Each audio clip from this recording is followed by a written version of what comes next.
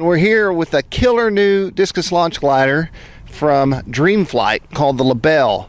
And the reason this is so cool is because once somebody sees a discus launch glider, a DLG, or they actually fly one, they want one. The only problem is a good one is $400 and up. The last one I purchased was used. I paid $450 for it.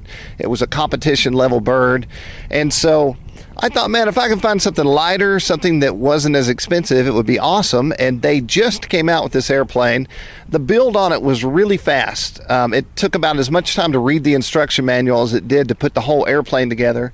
Everything's built in a smart way. The wing is detachable. The elevator's detachable. There's carbon fiber in everything. And all of that's pre-installed. All the slots are pre-cut for your servos. And these are cut for the high-tech servos, and I'm flashing on the screen right now a little picture of the servos for this plane. This is what the plane wants and what it's made for, and high-tech is gearing up production of these, so they'll be out when you order this airplane. Dual aileron servos, and I've got a mic in my hand, but I'm gonna the top here, and on my last DLG I was always losing the cover, and this is held on with magnets. You just pop it off to the left. You can see it stays on really well. I had this out all day yesterday flying and had no issues with it coming off.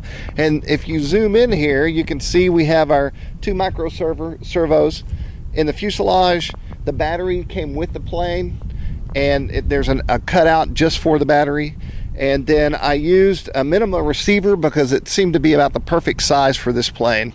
The only thing the Minima had that I thought was odd is the antennas are super long. And so I went exterior with them with a piece of tape. I thought about going interior, but I thought this would be a better way to go. And then finally, you're going to see two lead weights on each side of the battery. There's also an insert for a lead weight right underneath the battery. And I thought, man, that's got to be perfect. But the CG wasn't working with just that one piece. So I used double stick tape and just split one in half and put it on each side of the battery, and it came out great. I had it in the wind yesterday. There was absolutely no wind for me to trim it out, and it was fine. So I think it's interesting that I need this additional weight, but it seems to work fine, and the hatch shuts no problem. And that's it. Also, this can be a left hand. If you look at the edge of the wingtips, left hand or right hand, whichever way you want to throw. It comes with a peg, a carbon fiber peg, and I'm going to say this in my review at rcgroups.com, but you definitely don't want to force that peg in there. You want to sand it until you can get it almost exactly where you want it, and then it's friction fit after that. But don't force the peg into the peg holder. I also want to say one more thing before we throw it in this windy air. Jason Cole asked me if I thought it could really take a good hard throw, and I started out light yesterday, then 50%, and then I was throwing it full speed, and it really, to me, it seemed to take it just about as well as my fiberglass DLG. So with that, we're going to take the Dream-Flight Libelle and throw it in the air and see what we get.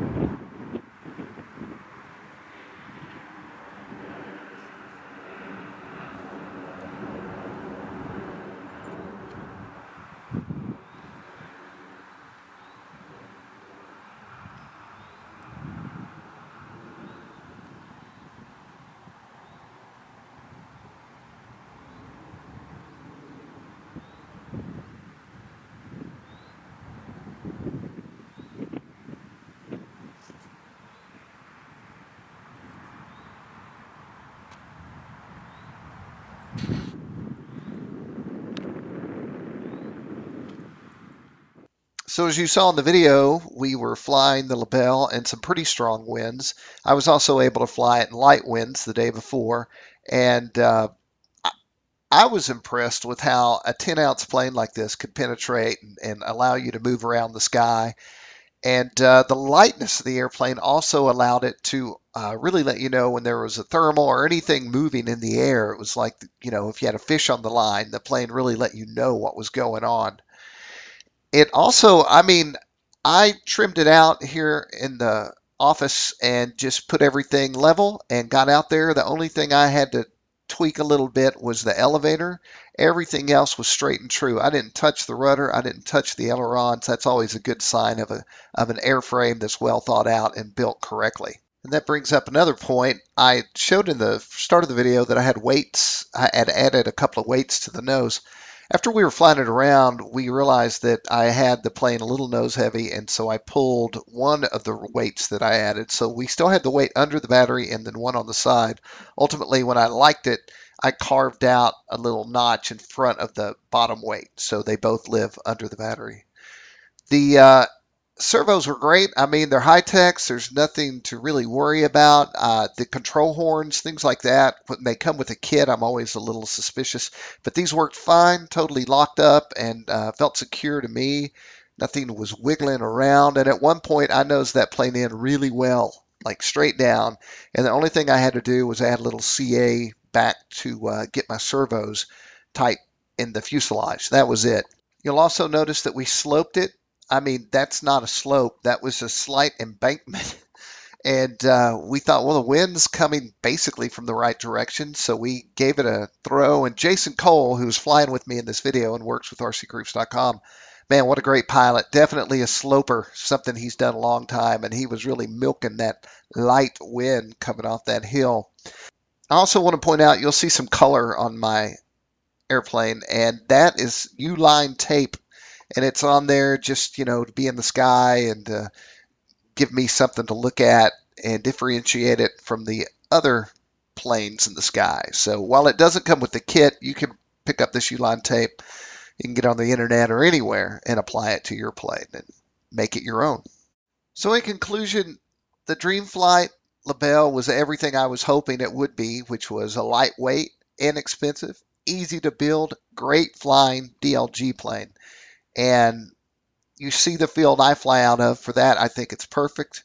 If you've always wanted to get into DLG and you didn't want to lay down the cash, this is a great way to start. And even if you're into DLG and you have 10 competition level planes, I think this is something you should put in your fleet because it's a ton of fun.